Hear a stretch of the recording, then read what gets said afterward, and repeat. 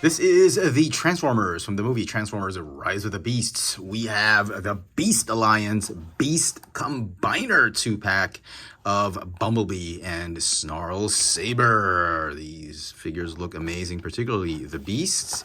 I picked up this figure from Toys R Us at Vivo City in Singapore. And here are Bumblebee and Snarlsaber out of the box. And the figures look actually pretty decent. Well, they're not masterpiece figures, I'll give you that, but they're basic figures that do their job. This is a basic Bumblebee figure that has a good enough sculpt, easy enough transformation, fun transformation for that matter, good alt mode, and you've got this beast armor weapon. This is basically the accessory, and I think this is the star of the show because the sculpt is just great. Snarlsaber, it's the first time I've heard such a transformer. It's giving me that Ravage on steroids vibes, and well, some hollow bits here and there, but the overall sculpt is just glorious. I really like this. And look at that head sculpt. He's got a gun blaster right there. See those teal, beady eyes. You've got this sort of Voltron-ish vibe going on. I really like this. Given the fact it's got hollow spaces here and there, doesn't bug me as much. Articulation for this figure has got hinges on his limbs because of transformation. The jaws, unfortunately, don't go up and down, but you can remove the head because this forms as a shield weapon for Bumblebee, and then you've got a blaster right here. The head can look left because of the armor gimmick when the weapon goes up. I thought that was pretty cool. I mean, just that articulation makes the figure look so cool. I don't know why. I just love this figure, and this is really the star, and I think this is just a bonus. Anyway, enough gushing on Snarlsaber. Let's go to Bumblebee. Bumblebee sports sort of like it feels like movie one kind of look. You see the legs are obviously inaccurate, but based on the way they're sculpted, you know it's going to transform like a G1 toy. Hardly any paint, but you got paint where it matters. You got silver paint here and there. You got a fantastic looking head sculpt. If I could just show that off. I love the way they've painted it. Lots of silver, electro spark blue. Still no Autobot logo on that forehead. That's okay. You got some paint right here. Some really nice paint. It feels like they've done everything right for this kind of price point of a Bumblebee figure. I mean, you know, you don't really expect much with these kinds of gimmicky toys, but this Bumblebee figure is not bad. Oh, he's flat as a pancake, by the way. I missed that. Now, the instructions say that the backpack goes like this. It tabs onto his back like that. But I think the robot mode will look better if you just angle it down like that without any panel behind his neck.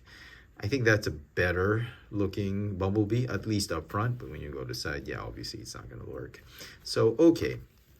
Articulation for this figure, no neck articulation or waist articulation, but he's got ball jointed shoulders and ball jointed hips. He's got a hinged knee because of transformation. The foot can hinge up and down because of transformation. Overall, it's a decent Bumblebee. Now, we're talking about other Bumblebees in this line. Let me just bring in the others to give you a comparison. So here are some of the other Bumblebee figures for Rise of the Beasts. We've got Studio Series Bumblebee, we've got the Battle Changer Bumblebee, and the god-awful Deluxe Class Bumblebee. And if I'm going to rank these figures, this is the ranking. This one's the best. This one, I personally like this one, the Battle Changer. And then this guy, the Combiner. And lastly, obviously, if you've seen my review of the Deluxe Class figure, horrible. Now, if you look at both of them, they're about the same height, but obviously he's got more sculpt, more accurate sculpt, but I honestly prefer this one. This one's a lot more fun. It does what it needs to do. This one is just terrible. It is just absolute nightmare. It's just pure torture to transform this figure. I don't know. So very crazy. So if you want to see how they fare with Snarlsaber, wow, look how huge Snarlsaber is. I mean, if they turn this one into Ravage, I wouldn't be surprised. Just some modifications here and there. It'd be a good template for Ravage. So I would say he's sort of like a warrior class, sort of deluxe class sized figure. So transformation, let's begin with Bumblebee since he just transforms into his armor. Doesn't really transform into anything except his armor. So transforming into his Camaro alt mode, you want to pull the backpack backwards. Then you want to untab the chest, fold it back like that. And then the feet, you're going to fold it up like this. Don't fold it all the way, twist it all the way 180, 360 degrees. Just fold it up like this so that the panel smoothens out the roof of the car. And you fold it like this. Tab the legs together, fold, tab, and then finally the arms.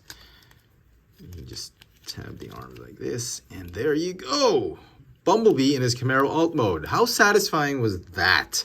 I mean, I don't understand how they could have not taken a lot of the engineering of this figure and put it into the deluxe class. I mean, come on. I realize it's got a lot of G1 transformation, but still, it's a very satisfying transformation. That's all you need for a Bumblebee transformation into his Camaro alt mode. That was a lot of fun. He's got some mushroom peg wheels, so it's not as smooth when you roll him up, but smooth enough.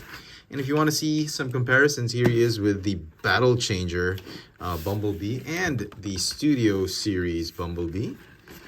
So I think he starts off this way in the movie, then he gets all armored up and souped up and with the roll cage and all that.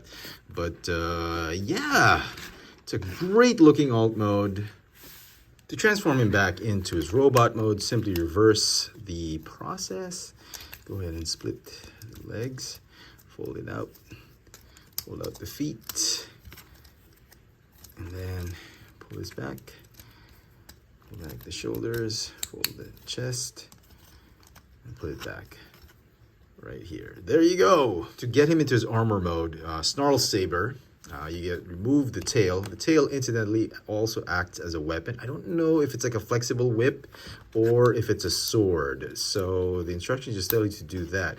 It kind of feels like it's a bladed whip, because obviously it's a tail, it should be flexible. But then again, it still kind of looks like a club with a blade. So, okay. All right, and armor mode, you're gonna fold up the legs, okay? And then you wanna connect and submerge his head underneath his stomach and just tab Snarlsaber on top of him. So, pretty cool, right? I mean, you're wondering how he's going to see. How is he going to see his enemies approaching Decepticons or Terracons with Snarlsaber blocking the view? Here's what you do.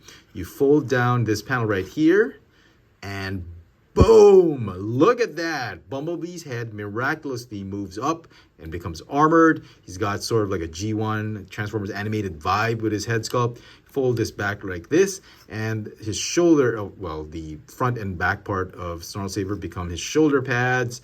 And wow, look at that armored mode of Bumblebee. Oh, it just loves to snap back, so just be very careful. Make sure, just plug it in. It doesn't plug in anywhere though, but just make sure it's there. And then, like I said earlier in the video, the top part of the head of Snarlsaber converts into his Lion-O's claw shield. Look at that. Thundercats! Oh, look at that. It's like a claw shield. I love that. I love that effect that it has on that. And then his tail becomes his weapon. And then the articulation on the neck is really for this one, the gun. Which moves up like this. So it forms like a... He's like, Jake Rockwell on the Centurions. This is like Detonator. If you watch Centurions, I mean, you're probably as old as I am.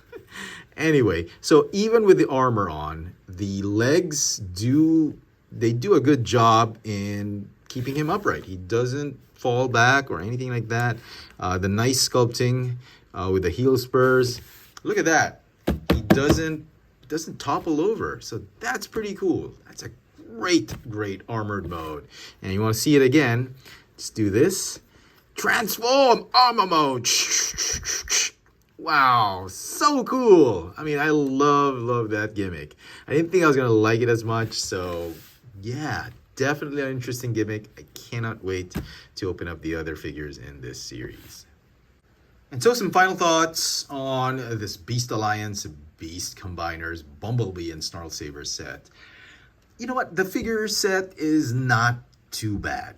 I mean, I thought it was going to be corny.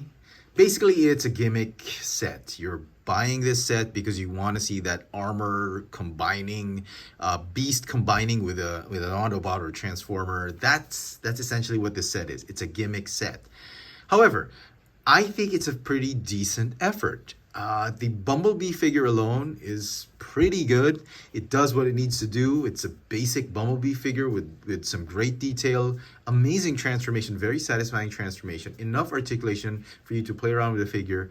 And then you get this amazing, amazing beast companion that's sculpted very nicely. And that whole armored gimmick, that spring-loaded armored gimmick, I thought was pretty cool. I mean, it's a solid effort, I think, from Hasbro. Given the fact that they've released a ton of other gimmicky toys for the previous Transformers movies, this one's not bad. Let me know in the comment section what you guys think of this Transformers from the movie Rise of the Beasts. We have the Beast Alliance, Beast Combiners, Bumblebee, and Snarlsaber 2-pack set. Hit that notification bell so you never miss out on any of my latest video reviews. And if it's your first time here, please subscribe. Thanks for watching.